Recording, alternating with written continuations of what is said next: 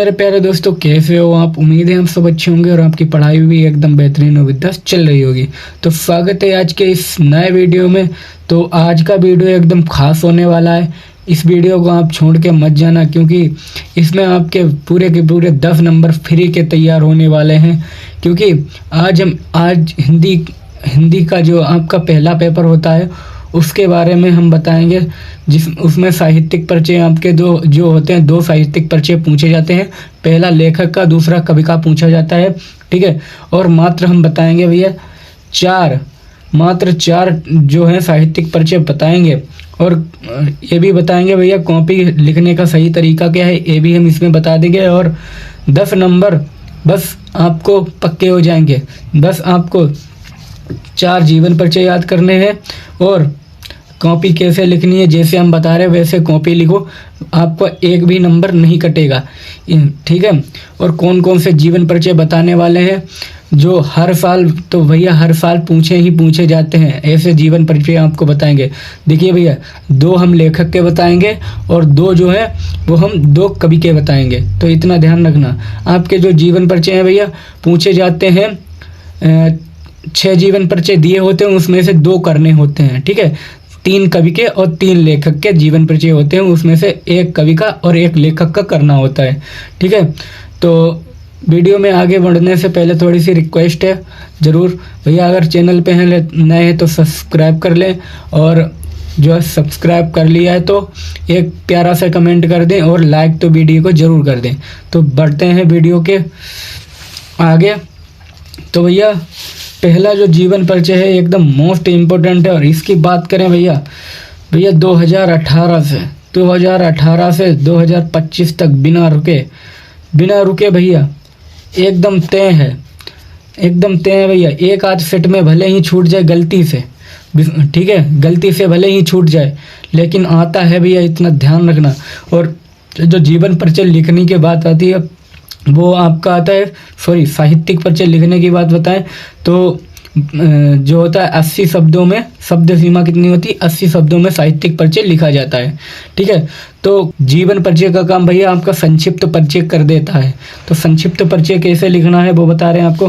पहले जो भैया उनका मेन होता है, जन्म क्या है, जन्म स्थान क्या है, उपाधि क्या है, मतलब क्या क्या उन्होंने, क्या उनके पिता का नाम पता हो तो डाल दो, माता का नाम पता हो तो डाल दो। ये चीज़ें आपको जीवन परिचय में लिखनी होती हैं। अगर जीवन परिचय ना लिखो तो सबसे अच्छा है आप ये संक्षिप्त परिचय लिख दो। ये जीवन परिचय का जो काम है कर देता है और आपका टाइम भी बच जाता है। क्योंकि आपको भैया 3 घंटे 15 मिनट मिलते हैं, उतने में भैया पूरी कॉपी लिखनी होती है। 32 पेज की कॉपी होती है, पूरी कॉपी भरनी होती है। तभी भैया उसमें 90 से 100 नंबर आते हैं, क्योंकि उसमें प्रैक्टिकल के नंबर हिंदी में नहीं मिलते हैं। तो वासुदेव शरण अग्रवाल का जीवन परिचय जरूर याद करके जाए। चलिए समझते हैं। पहले हेडिंग डालेंगे संक्षिप्त परिचय। ठीक है। फिर लेंगे इनका जन्म की बात करें भैया, वासुदेव शरण अग्रवाल का जो है 7 अगस्त 1904 ईस्वी में हुआ है। ठीक है। फिर दूसरा है जन्म स्थान क्या है इनका भैया, मेरठ जिले के जो उत्तर प्रदेश में पड़ता है। ठीक है। फिर है उपाधि का मतलब इन्होंने कौन सी पढ़ाई की है, तो भैया इन्होंने PhD और डीलिट की उपाधि प्राप्त की है, जिसे डिग्री बोलते हैं। ठीक है। फिर है भैया भाषा, इनकी भाषा क्या है भैया, इनकी भाषा है खड़ी बोली। फिर है भैया शैली क्या है भैया, इनकी विचारात्मक और व्याख्यात्मक इनकी शैली है। ठीक है।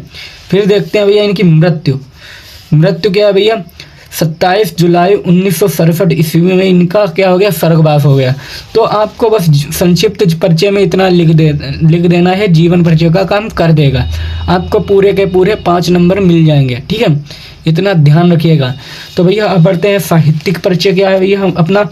तो साहित्यिक परिचय क्या है, लिखना क्या है। साहित्यिक परिचय का मतलब उन्होंने क्या क्या योगदान दिया है, हिंदी में क्या क्या लिखा है, क्या क्या किया है, यही सब होता है साहित्यिक परिचय में लिखना होता है। तो बढ़ते हैं। तो क्या भैया, वासुदेव शरण अग्रवाल शुक्ल युग के कवि हैं। ठीक है। शुक्ल युग के कवि हैं। वासुदेव शरण अग्रवाल जी का साहित्य में महत्वपूर्ण योगदान है। ठीक है। इन्होंने मुख्य रूप से पुरातत्व को अपना विषय बनाया। जो पुरातत्व है, इन्होंने पुरातत्व को अपना विषय बनाया। ठीक है। फिर देखते हैं इधर इधर देखते हैं भैया। और अपनी रचनाओं में संस्कृत और प्राचीन इतिहास का रूप प्रस्तुत किया, मतलब संस्कृत और प्राचीन इतिहास का इन्होंने रूप प्रस्तुत किया। इनकी भाषा शुरू से ही खड़ी बोली थी। खड़ी बोली का मतलब होता है, अगर आप मेरठ में जाओ तो वहाँ पे पिता हो चाहे माँ हो तो वहाँ से तू और मैं से बात होती है, ठीक है। तू मैं आदर करना नहीं जानते हो उनके वहाँ के लोग, ठीक है। तो इनकी भाषा शैली विचारात्मक और व्याख्यात्मक और भावात्मक है। इन्होंने कई ग्रंथों का संपादन किया है। लिखने को तो भैया आप एक पेज का लिख सकते हो, लेकिन भैया शब्द सीमा 80 है।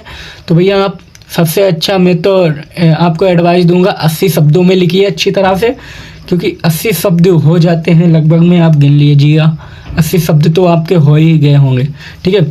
फिर आपको डालनी है हेडिंग रचना, ठीक है। रचना में क्या लिखना है भैया, निबंध, जो निबंध शोध संपादन जो होता है, ठीक है। तो निबंध में क्या आता है भैया, कल्पलता, कल्पवृक्ष और मातृभूमि, शोध, भारतवर्ष और संपादन हर्ष चरित्र। तो यहाँ से बात करें भैया, यहाँ से आपका MCQ बहुविकल्पीय प्रश्न भी बन जाता है कभी कभी, इतना ध्यान रखना भैया। तो इनसे भैया वायरल जो क्वेश्चन होते हैं MCQ भी पूछ लेता है। तो इनको, इन रचनाओं को अच्छी तरह से देख के जरूर जाना, क्योंकि 1-2 नंबर के अगर MCQ बन गए तो 12-13 नंबर आपके यहीं से पक्के हो जाएंगे, ठीक है। तो चलिए अच्छी तरह से देख लो और स्क्रीनशॉट कर लीजिए भैया। अब दूसरा जो है भैया वो है हजारी प्रसाद द्विवेदी। वासुदेव शरण अग्रवाल और हजारी प्रसाद द्विवेदी दोनों को अगर आप अच्छी तरह से पढ़ लेते हो तो आपको तीसरे की ज़रूरत नहीं पड़ेगी लेखक में, ठीक है। लेखक का साहित्यिक परिचय तीसरे का नहीं पढ़ना पड़ेगा अगर आपने ये 2 पढ़ लिए अच्छी तरह से। तो पढ़ते हैं भैया, वैसे ही लिखेंगे भैया। पहले डालेंगे संक्षिप्त परिचय, ठीक है। फिर भैया जन्म क्या है, 1907 ईस्वी है हजारी प्रसाद द्विवेदी का। और जन्म स्थान क्या है, बलिया जिले के दुबे का छपरा है, छपरा नामक ग्राम में हुआ था इनका जन्म। और भैया इनके माता का नाम पता है तो लिख दीजिए। तो क्या भैया, ज्योतिषमती देवी था। और पिता का नाम क्या है भैया, इनके पिता का नाम है अनमोल द्विवेदी। फिर भैया इन्होंने उपाधि का मतलब होता है डिग्री, ठीक है। पद्म भूषण की इन्होंने उपाधि प्राप्त की। और इनकी मृत्यु की बात करें भैया तो 1979 ईस्वी में इनकी मृत्यु हो गई। अलविदा, इन्होंने दुनिया को अलविदा कह दिया। तो चलिए भैया इस साहित्यिक परिचय देखते हैं। तो साहित्यिक परिचय भैया लिखेंगे, आचार्य हजारी प्रसाद द्विवेदी जी साहित्य के निबंधकार, उपन्यासकार और आलोचक एवं संपादक के अतिरिक्त एक कुशल वक्ता एवं सफल अध्यापक भी थे, ठीक है। तो इनकी रचनाओं में नवीनता और प्राचीनता दोनों का समन्वय था। इन्होंने अभिनव भारती तथा विश्व भारती ग्रंथों का संपादन किया। भैया अभिनव भारती और विश्व भारती का इन्होंने क्या किया, ग्रंथों का संपादन, मतलब अच्छी तरह से संपादन किया, लिखा वगैरह, ठीक है, किया, ठीक है।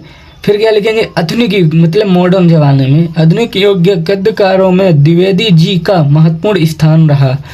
किसमें भैया, गद्यकारों में हरिप्रसाद द्विवेदी का क्या रहा, महत्वपूर्ण स्थान रहा, ठीक है। तो इस प्रकार आपको लिखना है। छोटे छोटे हैं भैया, बस आपको थोड़ा सा दिमाग लगाना है, क्योंकि आपके पास 13 दिन रह गए, 12 ही दिन रह गए भैया। 12 दिन में आप अगर जीवन परिचय ही लेके बैठ जाओगे तो काम चलने वाला तो है नहीं। आपको इनको भैया जो 4 जीवन परिचय हैं इन्हें 1 दिन में निपटा दो। 1 दिन में नहीं तो 2 दिन में तो आप 1-1 घंटा इन्हें दे दीजिएगा तो निपट जाएंगे, ठीक है। तो आपके 10 से 12 नंबर यहाँ से साहित्यिक परिचय से आपके तैयार हो जाएंगे। तो चलिए अब तीसरा साहित्यिक परिचय है भैया, वो है आपका कवि का जी साहित्यिक परिचय क्या भैया, जयशंकर प्रसाद। इनकी बात करें भैया, ये भैया एकदम मोस्ट इम्पोर्टेंट है कवि में, इतना ध्यान रखना। आपको बस ये और एक और बताएंगे सुमित्रानंद पंत जी का। ये भैया आपको कवि में जरूर पढ़ के जाना है, एक ना एक फंसेगा भैया, इतना बता रहे, 2 में से 1 फंस जाएगा। तो भैया चलते हैं, वही काम करना है। पहले संक्षिप्त परिचय हेडिंग डालेंगे, फिर लिखेंगे भैया जन्म क्या है भैया, सन 1889 ईस्वी में इनका जन्म हुआ था, ठीक है। फिर जन्म स्थान क्या है इनका, जन्म स्थान है उत्तर प्रदेश काशी में हुआ था इनका जन्म। तो इनके पिता का नाम क्या है, इनके पिता का नाम था देवी प्रसाद। और इनकी जो भाषा है वो कौन सी भाषा शैली क्या है, शुद्ध एवं खड़ी बोली इनकी भाषा है। और इनकी भैया मृत्यु कब हो गई, इनकी मृत्यु हुई है भैया सन 1937 ईस्वी में इनकी मृत्यु हो गई है। ठीक है, आपने हाई स्कूल में भी पढ़ा होगा, इसे जीवन परिचय पढ़ा होगा। तो भैया अब देखते हैं इसका साहित्यिक परिचय। तो साहित्यिक परिचय क्या है भैया, जयशंकर प्रसाद जी हिंदी साहित्य के क्षेत्र में महत्वपूर्ण भूमिका निभाई है। मतलब जयशंकर प्रसाद जी ने जो हिंदी साहित्य में है वो अच्छी सी भूमिका निभाई है। ठीक है, जयशंकर प्रसाद छायावाद के प्रवर्तकवाद के तथा प्रतिनिधि कवि होने के साथ साथ नाटककार, कथाकार, उपन्यासकार भी थे। ठीक है, इनकी भाषा शुद्ध खड़ी बोली थी। इन्होंने अपने काव्य में अत्यधिक आनंदवाद की प्रतिष्ठा की। प्रसाद जी एक साधारण प्रतिभाशाली कवि थे। इनके काव्य में आकर्षण तथा चमत्कार है। इन्होंने मानव को श्रद्धा और मन के माध्यम से हृदय और बुद्धि का समन्वय का संदेश दिया। ठीक है भैया, संदेश दिया, किसका दिया, संदेश दिया हृदय और बुद्धि का। ठीक है, तो फिर लिखेंगे यहाँ से, इस रचना पर कवि को मंगल प्रसाद तौसिक भी मिला। ठीक है, इनकी काव्य हिंदी साहित्य की अमूल्य निधि है। ठीक है, तो इस प्रकार आपको लिखना है भैया, देख लीजिए अच्छी तरह से। ठीक है, तो आपको ज़्यादा रटने की ज़रूरत नहीं है, इसमें एकदम सिंपल सा है। तो चलिए अब देखते हैं इसकी रचनाएं। तो भैया इसकी रचनाएं क्या हैं, तो इसकी रचनाएं भैया काव्य और कहानी, उपन्यास। तो काव्य में क्या है भैया, कामिनी, आंसू, लहर, झरना। यहाँ से भैया MCQ बहुत बनता है। ठीक है, फिर कहानी में क्या है भैया, आकाशदीप, इंद्रजाल, आंधी। ठीक है, फिर क्या है उपन्यास में कि कंकाल, तितली, इरावती। ठीक है, तो अच्छी तरह से ये देख लीजिए। फिर देखते हैं भैया चौथा जो साहित्यिक परिचय है, भैया मोस्ट इम्पोर्टेंट है। अगर 4 साहित्यिक परिचय हमने पढ़ लिए, 5वां आपको पढ़ने की ज़रूरत नहीं पड़ेगी और आपके यहाँ से 10 से 12 नंबर पक्के हो जाएंगे, क्योंकि 10 नंबर का साहित्यिक परिचय और MCQ यहाँ से 2 तो फंस जाएंगे 100%। ठीक है, तो सुमित्रानंद पंत में भैया वही लिखेंगे संक्षिप्त परिचय, पहली हेडिंग डालेंगे। फिर लिखेंगे भैया जन्म सन 1900 ईस्वी में हुआ था इनका, और जन्म स्थान क्या है भैया, इनका है कौसानी कुमायूं। ठीक है, कौसानी कुमायूं। और इनके पिता का नाम है श्री गंगा दंत पंत, और इनके बचपन का नाम है भैया सुझाई दंत पंत। ठीक है, तो इनकी मृत्यु की बात करें तो 1977 ईस्वी में इनकी मृत्यु हो गई। और फिर बढ़ते हैं भैया इनका साहित्यिक परिचय देख लेते हैं। तो साहित्यिक परिचय क्या है इनका, तो पंत जी छायावादी और प्रगतिवादी काव्य धारा के कवि हैं। ठीक है, जो पंत जी हैं भैया छायावादी और प्रगतिवादी युग के क्या भैया कवि हैं। इनकी कविता में क्रमिक विकास, इनकी कविताएं उसमें क्रमिक विकास दिखाई देता है। इनके काव्य में अनेक परिवर्तन दिखाई पड़ते हैं। खड़ी बोली का जो मधुर कोमल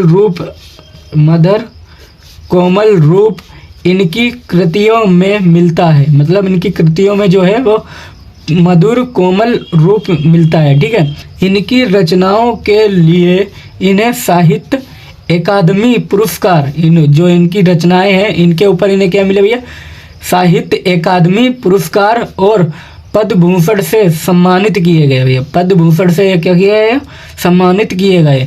इन्होंने सभी मुख्य काव्य धाराओं पर अपनी लेखनी चलाई। मतलब काव्य धाराओं पर इन्हें क्या चलाई भैया, लेखनी चलाई।